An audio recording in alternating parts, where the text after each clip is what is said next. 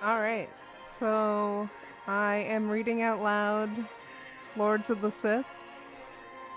I am on chapter 6, so let's start there. Chapter 6. Can you magnify on the launch bay? Cham asked, and Callan, still muttering, made it happen. One of the screens on the wall gave a close up of the Star Destroyer's belly launch bay, and through the glowing net of the dying shields, they watched dozens of V-Wings pour out of it. Cham had anticipated a fighter contingent. A third of the Vulture droids would engage with the V-Wings. The rest would continue on their mission. Status of the shields? Asked Callan. Callan shook his head, too far out for accurate readings, but as they watched, the net of lines surrounding the Perilous flared and expired. The shields were down. Well, Callan said, sitting back in his chair and grinning, I think we have an accurate reading after all. They're down. Yes, Gobi exclaimed and slammed his fists on the table, spilling his calf.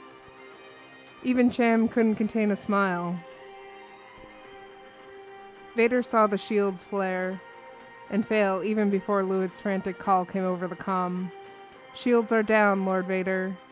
Scores of mines, drawn by their attractor rays, floated towards the ship, gradually picking up speed, and hundreds of droid fighters chewed up the space between them, swarming towards the vulnerable ship.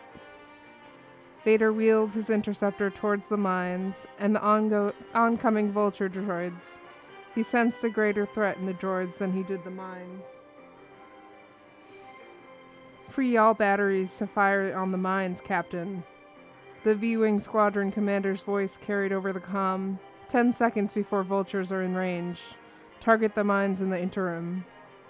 Vader fell into the deep well of anger that sat in his core, used it to center him in the Force, and flew entirely by feel. He targeted a mine, fired, watched it vaporize, and flew towards the flames.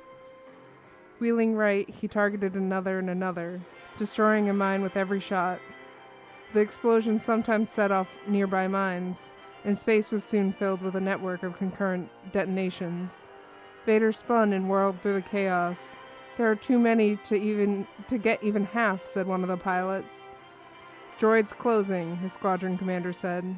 Break off and engage the droids, Vader commanded. Around him, the Star Destroyer's formidable batteries of weapons scribed lines of ionized plasma on the velvet of space. Mines exploded to Vader's left and right. He circled wide and up, buzzing the Perilous's bridge as he fired on another mine, and yet there were too many. The first of the mines reached the hull of the Star Destroyer, latched onto the bulkhead, and blossomed into fire. 2, 8, a dozen, a score. The explosion shot long tongues of flames into space. Debris and bodies flew out of the blast holes and into the vacuum. Vader could imagine the fires, the death, the blaring alarms. Vader flew above the huge pyramid of the ship, hugging Perilous's superstructure and destroying 3 mines before they could connect to the hull and focus their blast into the ship's bulkhead. Their explosions did superficial damage, but didn't breach the ship. Droids in range, the squadron commander said. Regroup and take attack formations. Cham stared at the screens, his jaw clenched, his shoulders hunched, as the forces closed. The fighters looked tiny against the backdrop of the Star Destroyer, blood flies to a layek. The dark of space around the Perilous was alight with weapons fire and explosions. Gobi hissed with glee each time a mine struck the Star Destroyer and birthed fire. Cham knew that Callan's re-engineered Vulture droids were not as maneuverable as they would be otherwise, not with their cargo and turgid brains. They would be no match for the V-Wings, but Cham only needed a fraction of them to get through for the damage to the Perilous to be crippling. Fly, fly, little birds, he whispered. The secure comm he wore in his ear pinged. Isval. Speak, he said softly. Preliminary word of the attack is arriving planetside. It's chaos down here. Intercepts? He asked her. Not that I can tell, but I'm sitting in a repair ship. I'm sure it won't be long, though. Cham looked up at the screen. They'll be too late to stop this. How's it going? He asked. Cham stared at the screen. Vultures are closing. You ready? "We're ready," she said. "I'll be in touch," he said, and broke the connection. On the screen, the fighter vultures on one hand, V-wings on the other, lit up space with weapons fire. "And here we go," Gobi said. The approaching cloud of vulture droids opened fire as one, their repeating blasters spitting dashes of red energy through the void. Vader swung his interceptor away from the Perilous, burning from dozens of mine explosions, and flew directly towards the oncoming vultures. Lines of energy filled space around him, the solid green pulses from the Perilous and the intermittent red blasts of the droids. Vader let the Force guide him, his hands smooth and rapid on the controls, and the ship danced unscathed in the matrix of blasts. The vulture droids dispersed in all directions as the interceptor and the trailing V-wings approached. Vader fixed on one of them, fired, destroyed it, swung hard right, fired again, and destroyed another. Perhaps a third of the droids engaged with the V-wings, while the bulk of them continued on towards the Perilous. Vader's comm was filled with chatter of the squadron's pilots, calling out to one another, picking targets, holding one another's flanks. Vader picked one of the droids and locked on as it lurched left and right, attempting to shake his pursuit. The vultures were slow, awkward flyers, and something about them struck him as odd. And then he had it. They'd been modified. All of them had bulges on their bellies, an added compartment or weapon of some kind. It made them awkward in flight, far less maneuverable than usual. Curious, he closed on one, targeted it with care, fired, and sheared off one of its pod wings. It spun out of control, and the centrifugal force started to tear it apart. Vader stayed on it as the belly compartment tore loose to reveal its contents. Hundreds of metal spheres spilled out and into space. Vader slammed on his stick, driving the interceptor down, but he could not avoid the shrapnel altogether. The spheres slammed into his ship and clung there, and he saw that they weren't shrapnel but buzz droids. The magnetic balls sprouted legs and eye stalks, and clambered along the wings and fuselage of the fighter, positioning himself to do the most damage. He dodged fire from the pursuing vulture droid by veering hard left, fired on another, destroying it, then drew on the Force and caused a wave of kinetic energy to repel the droids from his vessel. Unable to resist the sudden blast, they flew off in all directions, and to his surprise, exploded with enough force for the series of blast waves to rock his ship and temporarily send him spinning. A vulture got behind him while he was vulnerable, fired, and nicked his wing before he could right his ship and shake the pursuit. "The vultures are carrying a payload of explosive buzz droids," Vader said over the comm. He glanced back towards the Perilous and saw scores of the vultures, fat with explosive buzz droids, flying straight at the Star Destroyer. "Try to keep them off the Perilous," the squadron commander said to the rest of the pilots, understanding the implications right away. Vader slammed on his stick, whirled his ship around, and headed back in the direction of the Perilous. But he could see he was already too late. Dozens of the droids had been vaporized in the withering fire from the Star Destroyer, and the more maneuverable V-wings locked on and destroyed many too, but many would get through. Meanwhile, clouds of buzz droids that had survived the destruction of the vulture droids carrying them floated free in space, legs and eye stalks waving. Vader saw several latch onto the V-wing as it flew through them. They scurried onto the wings and canopy and exploded, shearing a wing, shattering the canopy, and destroying the fighter. Vader accelerated and flew directly towards a cloud of them, using his free hand to focus his use of the Force as he approached. A gesture, an exercise of will, and he slammed several of the free-floating buzz droids into one another, where they exploded, clearing his way. He locked onto another vulture droid before it could reach the Perilous, followed it as it veered left, then right, fired, and returned it to a cloud of flames. As he'd expected, the vulture droids fired as they approached the Star Destroyer, but they did not reduce speed to increase maneuverability. Instead, they stayed at maximum acceleration, obviously intending to crash into the ship and release their cargo. Vader destroyed another, but he couldn't get them all, and the surviving vultures slammed into the ship at full speed. Enormous towers of flame rose from the Perilous' superstructure. Vader veered hard left and wheeled around, cutting down another vulture droid. As he turned, he could imagine that the damage to the interior of the Star Destroyer was worse than he could see. As the vulture droids would have ejected their buzz droids into the corridors, the tiny bombs would run deeper into the ship and explode. 2 vultures headed directly for the shield generator. He destroyed one and then another, but the buzz droids they carried floated out of the fire of the vulture's destruction, glommed onto the shield's generator, and there exploded into flame. Another vulture crashed into the flight deck, another hit adjacent to the bridge. Many crashed into or near the ship's gun turrets and destroyed them. Secondary explosions rocked the ship. The Star Destroyer was bleeding fire and debris and bodies from scores of wounds. Vader flew under the ship, looking for more targets, and saw another wave of vultures streaking towards the Perilous. Curses and exclamations of shock carried over the comm from the V-Wing squadrons. "Stay focused," the squadron commander barked, "and destroy as many as possible before they reach the ship." Vader wheeled back around, accompanied by the bulk of the V-Wing squadron, and opened fire on the vulture droids. He destroyed one, another. A V-Wing to starboard caught droid fire and exploded.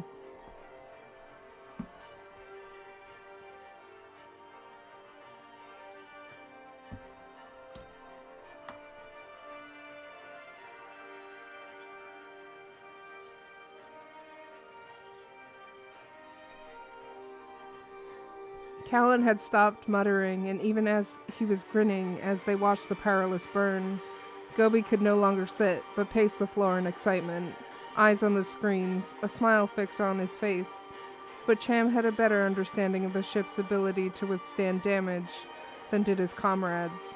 They'd wounded it, killed hundreds, maybe thousands of Imperials, but they were nowhere close to destroying it. "Her guns are out of commission," Gobi exclaimed. "She's defenseless. Let's finish her." "The second wave, Callan," Cham ordered, and Callan sent the command to the second wave of vulture droids Cam had held in reserve. He resumed muttering to himself the moment he sent the signal. Another 100 or so vulture droids, all of them heavy with explosive buzz droids, powered up and accelerated out of the asteroid belt towards the ship. Cham watched them go, daring to let hope find a home in his chest. He bit down twice to activate the tiny comm implanted in his ear and spoke to Isval. "We may not need you after all," he said. "Things are going well." "I hope you're right," she returned, and he caught the disappointment in her tone. "But we're ready." Isval sat in the co-pilot's chair of the boxy repair ship on the vast underground landing pad on Ryloth. Beside her in the pilot's seat, Eshko fiddled with the comp. The movement had been able to put teams aboard 3 of the repair shuttles, and now they were just waiting. She wanted to stand in pace, but there was no room. The anti-grav tool pallet and the rest of her team, Eshko, Drim, Crost, and Phelan, the lone human in the group, filled the cramped quarters of the shuttle. Cham had said everything was going well. If all went according to plan, and things usually did when Cham made the plans, she expected a call to launch to go out shortly. If the Perilous was burning, and she hoped fervently that it was, it would need non-Imperial assistance. Several dozen other repair ships sat on the pad. Maintenance droids and engineers holding data pads moved here and there, checking the status of the ships. The onboard comm was listening in on emergency Ryloth frequencies. "Nothing," Eshko said. "They're not desperate enough yet to call for Twi'lek help," Isval staring out of the ship. "But they will be." Meanwhile, there was nothing to do but wait, and Isval detested waiting. Vader eyed the oncoming wave of vulture droids. "Stay back, Commander," he said. "The entire squad, destroy any ships that get past me." "Sir, but—" "Those are my orders, Commander." "Yes, Lord Vader." Captain Lewitt's voice came over the comm, his tone stressed. Alarms blared in the background. Lord Vader, I'm not sure we can survive another barrage from the Vulture droids. You won't need to, Vader said, and cut the connection. Vader fell entirely into the Force, let his anger flow through him, harnessed it for the weapon it was, and flew directly towards the Vulture droids. The mirth went out of the command center, replaced by the quiet of an unspoken question. Gobi gave it voice. Is that a single ship breaking off? Is that a V-wing or something else? What is it doing? Cham could not distinguish one fighter craft from another, but he had no doubt who sat at the controls of that ship. He's not a man, Isval had said, and Cham half believed it. He activated his comm and spoke to Isval. I think we may need help after all. What's happening? She asked, excitement in her tone. He shook his head uncertain. Vader. I thought we might get lucky, but just be ready. When Vader got within weapons range of the Vultures, the entire swarm broke in all directions and opened fire on him. Enmeshed in the Force, he intuitively calculated angles, velocities, and vectors, his interceptor rising, falling, spinning, wheeling, navigating the firestorm of blaster fire where the margin of error was millimeters. He didn't return fire. His weapon was not blasters. Instead, he fixed on the leading Vulture droids and reached out with the Force. With an effort of will and a slight gesture, he tore open the belly compartment of 3 Vultures. The tiny explosive buzz droids they held poured out into space. Many of the trailing Vulture droids, unable to dodge, collided with the scattered buzz droids, and explosions turned dozens of Vulture droids and buzz droids to debris. Don't leave, Doug. Okay, fine. Vader took hold of another Vulture droid's belly and tore it open, then another. Clouds of buzz droids filled space with countless small explosions, wreaking havoc on the Vulture droid swarm. Vader flew through and past them, still dodging blaster fire. He wheeled hard about and pursued them as the surviving Vulture droids, perhaps only a score, made their way towards the Perilous. Allow none of the stragglers through, Commander, Vader called to the squadron commander as he accelerated in pursuit. Vader had the Vulture droids trapped between him and the rest of the squadron. He went high to avoid any crossfire and watched the V-wings trade fire with the droids. The droids hit and destroyed 2 V-wings, but the rest of the squad made short work of the remaining buzz droids. Debris, fire, and clouds of buzz droids spun through space. Well done, Commander, Vader said. Maintain a perimeter. I'm returning to the Perilous. The Star Destroyer hung against the dark of space, the huge wedge of its superstructure burning in dozens of places along its length. Jagged holes in the hull yawned like mouths. Vader entered through the smoke-filled landing bay and saw the destruction there. Flames were everywhere. Broken tubes vented gas and fluid. Crew scrambled everywhere, some in portable oxygen masks, others succumbing to smoke. Droids, automated suppression systems, and fire teams fought the fire here and there, but most went untended. The damage was more than the crew could deal with. They'd need assistance. Bodies and body parts lay scattered among the wreckage. Ships burned on the landing pad, including the Emperor's shuttle. Seeing that, Vader suspected his master had foreseen much of what had happened, but if so, he'd done little to stop it. Vader set down his ship, popped his canopy, leapt out, and strode through the carnage and smoke. Wrecked mech droids, the ruins of fighters, and pieces of exploded Vulture droids littered the landing bay, smoke curling up from the debris. Emergency alarms screamed. Vader hurried towards the bridge. Throughout the ship, the scene was the same. Crew running about shouting commands, screams of pain, smoke and fire, chaos, disorder. Vader's anger grew with every step he took. Belcor stood in his quarters, heart racing, nervous sweat putting an uncomfortable sheen on his face.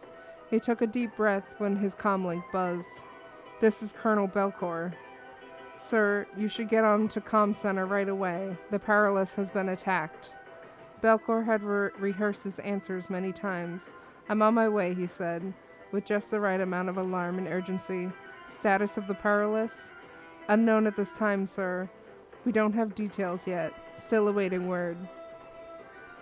Belcor cut the connection, smoothed his uniform, adjusted his hat, donned his mask, and headed for the communication center.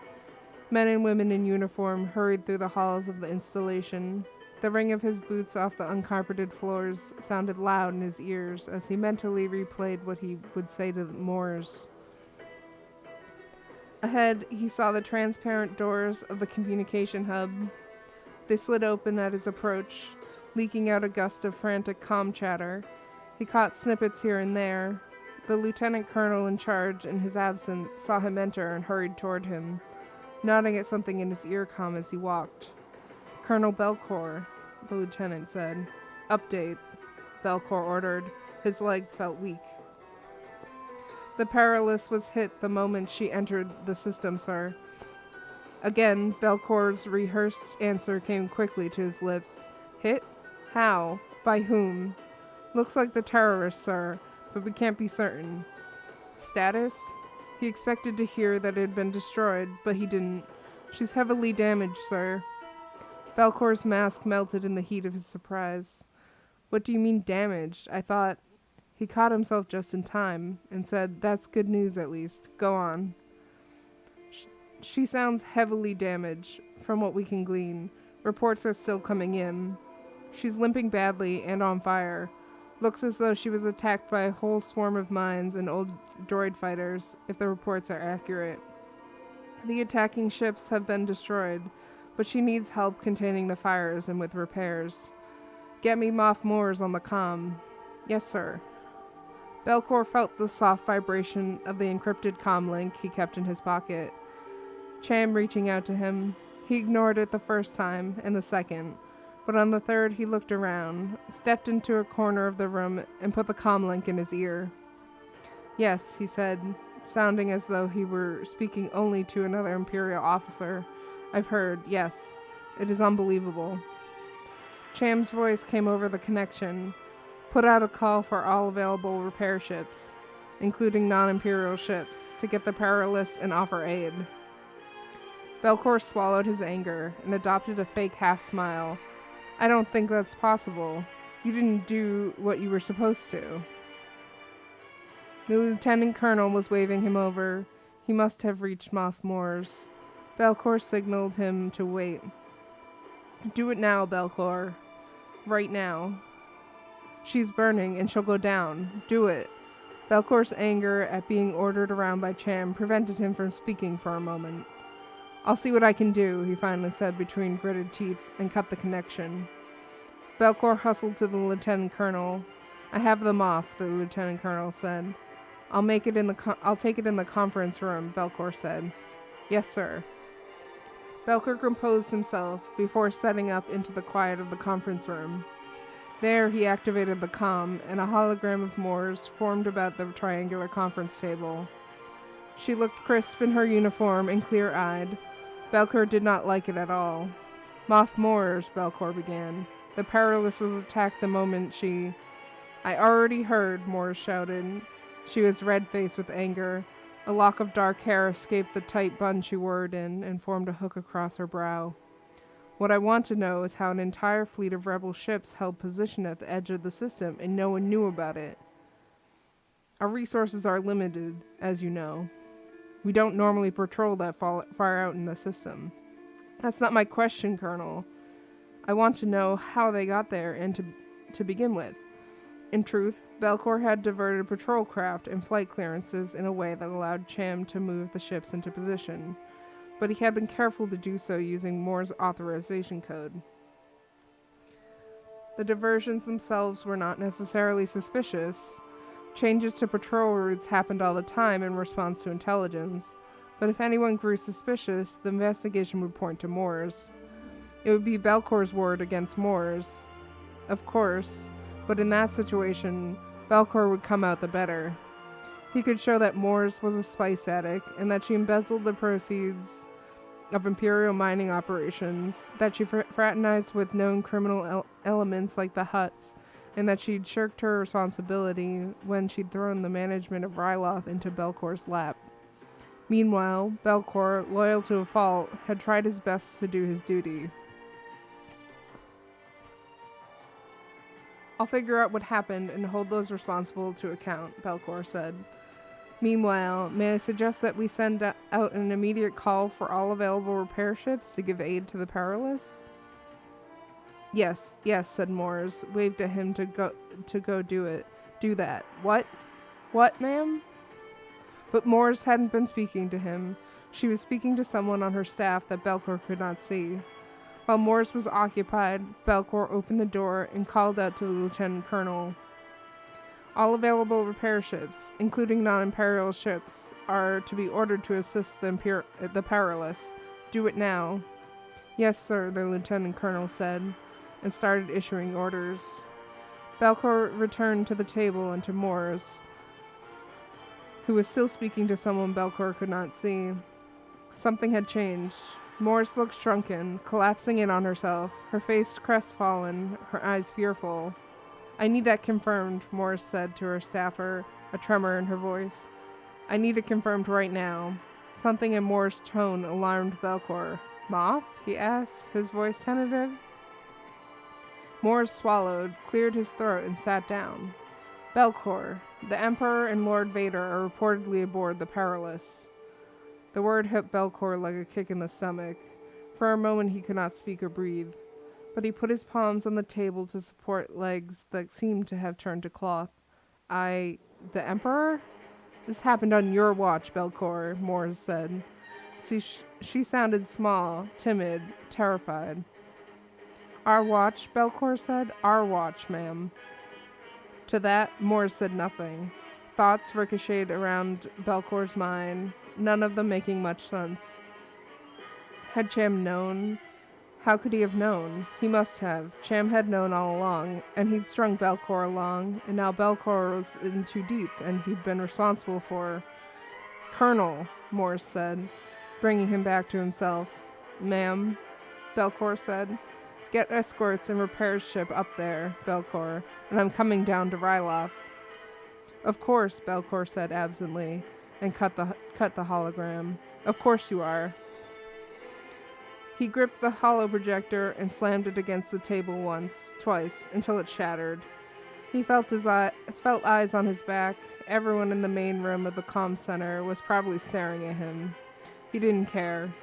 For a long moment he simply sat there, breathing heavily, any attempt to think lost to the churn of his emotions. Vader, the Emperor. He tried to think of how he could manage events, how he could extricate himself from the hole in which he'd been buried. He could run. He thought about it before. He could do it. Just get off planet and find some hovel farther out on the rim, and... He knew he couldn't. If Vader and the Emperor were dead, and he was found to have fled, the Imperial Security Bureau would hound him to the universe's end, and the ISB always found those they hunted. And if Vader and the Emperor weren't dead, and he was found to have fled, Vader himself would hound him. He had to see it through. He had no other choice. He stood, took a deep breath, straightened his uniform, and turned back towards the main comm room. Eyes that had been on him found their duty stations.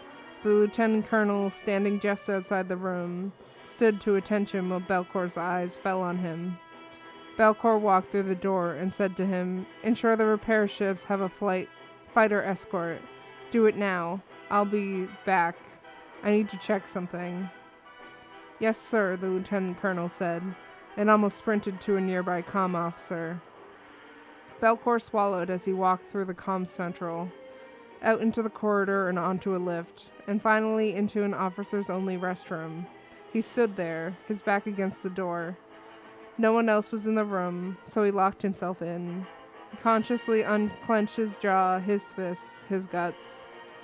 Vader and the Emperor. Vader and the Emperor. His encrypted comm buzzed. Cham. He snatched it from his pocket, squeezing it so hard it slipped from his hand and fell to the floor. He picked it up, cursing, opened a channel, and held it to his ear. You bastard, he said. Do you have any idea what we've done? Calm down, Belcor. Calm down. You tried to kill...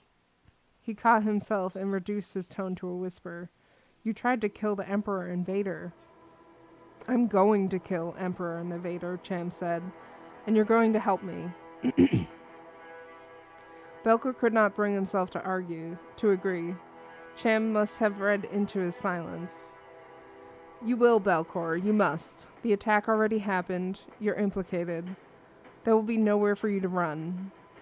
Belcor cut the connection, his heart racing. Sweating under his uniform, his mind filled anew with the static of stress. He paced back and forth in the restroom, back and forth, as the encrypted comm buzzed in his pocket. Blast, blast, blast. He answered the comm.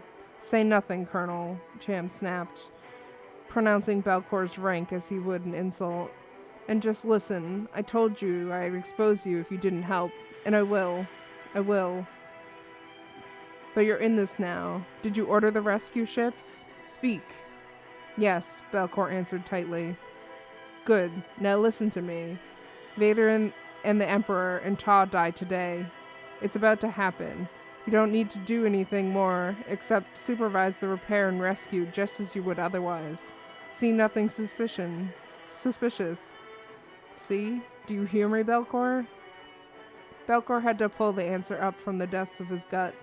Yes. Morris was coming down to Ryloth. Cham was quiet for a moment. That changes nothing.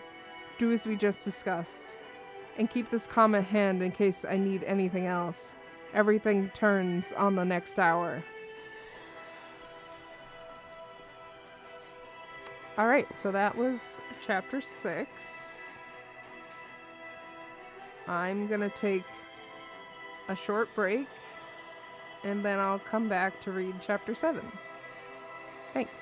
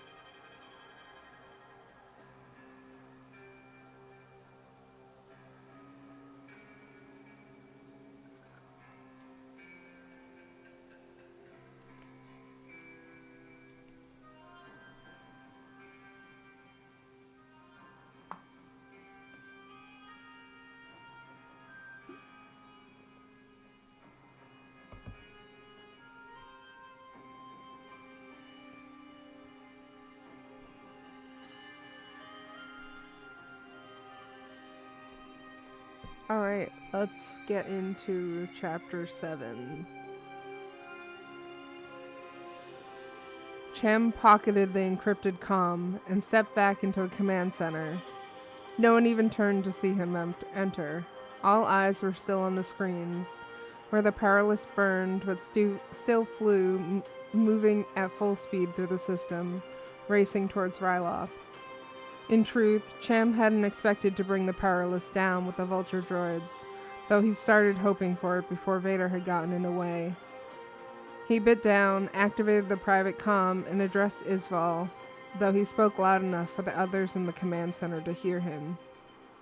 Phase 2 is a go, he said, and the eyes in the room did turn then. The alert's going out in the moments. You're up, Isval. The Perilous is burning, but flying, headed straight for Ryloth. Copy that, she responded. Good luck, he said to her. Callan, Zira, and Gobi all looked at him, brows furrowed in a question. D4 gave an interrogatory beep. Callan voiced their shared thoughts. There's a phase 2?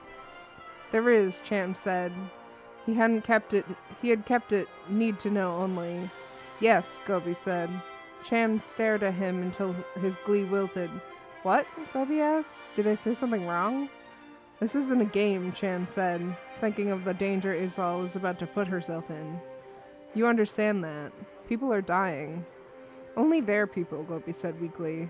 So far, Cham said. Let's hope it stays that way. But either way, it's no game. Right, Gobi said, his skin darkening with embarrassment. Right. Cham stared at the view screens. Matters were out of his hands, and the most dangerous part of the plan was just getting underway. Isval shared a look with Eshko, a nod, and they waited for the alert to come. They didn't have to wait long before it came over the comm. All ships to aid an Imperial vessel in distress. Repair 83, copy that, she said. On the landing pad, all around her, Twi'lek repair teams hurried out of the side caves and ran for their ships. Other vessels already crewed lurched into the air on their anti-gravs. The onboard computer blinked as pertinent details, clearances, and assignments were started emerging from the central. She waited for theirs to come through, and when it did, Eshko got them off the pad. In her secure wrist comlink, Isval said to the two backup teams, We're up. Status? Up and out, came from the first response. Off the pad and waiting for clearance, came the second. Calm silence between us from now on. Copy that, came the responses. And good luck. She cut the connection and said over her shoulder, Copy that. Drim, Phelan, and Crost all echoed her sentiment. Eshko piloted them out of the mouth of the landing bay and into Ryloth's winds. As soon as he hit open air, he accelerated to full in Atmos speed. Ryloth's dry, rocky terrain fell away below them. In moments, the dying light of the planet-side day gave way to the dark of outer space. We're clear of the outer atmosphere, Eshko said, checking the instruments. Accelerating to full. ETA in under an hour. A fleet of repair ships, some Imperial, but most Rylothian, dotted space, heading in the direction of the wounded Star Destroyer. As they sped past Ryloth's moons, Isval's eyes lingered on the small rocky one where she knew Cham and many of the members of the movement were hiding in one of their long-standing underground bases. V-wings from the Imperial base on the largest moon, the Moff's moon, fell in as escorts. She bit down and activated the private comm with Cham. Flying by you now. We'll soon clear the moon's orbit. I'm going to lose you after that. Get in and get out, Isval, as fast as you can. Speed is your ally. She nodded. Any Imperial chatter about Vader and the Emperor? Frequencies are buzzing with the revelation that they were aboard, but no certain word on whether they're still alive. The Perilous is heading fast towards Ryloth. It's already past the asteroid belt. And Ta? Cham guffawed. No one cares about Ta except us, but he's incidental at this point. The communicator crackled in Isval's ear. She was losing the connection. Cham said something, but she couldn't make it out. Say again? Think through your exits, Isval. You copy? She smiled. She should have known. Got it, Cham. The entire repair fleet streaked through the system. Got it, Eshko said, pointing at the view screen, which showed a ship at the edge of the scanner's range. That's her. Isval watched as the Perilous took shape as a dot, then a larger blob, and finally a wedge. She leaned forward in her seat as they got closer and the ship got bigger. Phelan, Drim, and Cross edged up from their seats in the rear cargo area to look over her and Eshko in the pilot's seats. Drim was his Leku perked up. Me? Yeah, fine. She's hurtin' all right, Eshko said, meaning the ship. She is, Isval said. The sight of the heavily damaged Perilous buoyed her. Look at those fires, Drim observed. Vultures did a job. Now we have to do ours, Isval said, to nods all around. The Perilous's forward landing bay was damaged, the edges made jagged and charred, ruining the ordinarily sleek wedge of the ship's lines, giving it a look like a huge mouth open to swallow the stars. The Star Destroyer leaked flames from dozens of different onboard fires, large ones. And that was only what Isval could see from her angle and distance. She imagined that Kylon repurposed explosive buzz droids had done a lot of additional damage deep inside the ship, or at least she hoped so. It pleased her to think of how many Imperials must have died. More coming, she said to herself. How's that? Eshko said. Nothing, she said, talking to myself. You turning into Kellen? Eshko joked, muttering to yourself now. She smiled. Damage from vulture droids blackened the superstructure all along its length. An explosion had turned the forward sensor array into a jagged metal stub, rotating furtively on its mounts. The ship moved at velocity, sliding quickly through the space despite the damage. A haphazard mix of fire suppression ships of all shapes and sizes, both Imperial and Twi'lek, already swarmed the huge ship, spraying suppression foam as directed. The smaller ship matched vectors with the Star Destroyer as they went, keeping pace. She's headed fast for Ryloth, Phelan said. I'm thinking she feels vulnerable, Eshko said. Smiles answered his wry comment, but no laughter. Isval had never been so close to a Star Destroyer, and as they neared it and it filled the cockpit's glass, its size took her aback. She didn't let it awe her, though. If the movement wanted to hit the Empire hard, they'd have to hit it at this scale, and they needed to kill enough Imperials for it to hurt. More important, they needed to kill Vader and the Emperor. Her gaze went to the bridge, where she imagined they were, if they were still alive. Stay sharp, people, she said to her team, and they all nodded, though they too stared at the size of the Star Destroyer with wide eyes. Orders and chatter carried over the comm channel, and the Star Destroyer crew relaying orders to the incoming repair ships. Isval simply waited for the hail. It came within moments. This is Repair 83 from Ryloth, she responded. Port 45A, came the call, along with the instructions to the navcomp. She ran a quick check, saw that Port 45A was far to stern, which was a long way from their target. She hailed them. This is Repair 83. Sir, I have crew of specialists aboard. We're supposed to assist in engine repair. Repair 83, there's nothing here to indicate that. It's chaotic planetside, sir, as you can imagine. That call came and we launched. Orders and manifests are not exactly a priority at the moment. Keeping the Perilous flying is. My team can help best if we insist in the engine compartment. Understood, Repair 83. Port 266R then. Isval checked the location of 266R. Saw that it was near the engine compartment and not too far from the hyperdrive chamber. 266R, she said. Thank you, Bridge. Here we go, said Eshko. She felt the change come over her team. The nervous excitement, the quiet, shoulder-bunching tension, she felt it too, as she gave them something to do. Double-check the gear, weapons, and explosives. Everyone armed, but nothing visible. Deep breaths, people.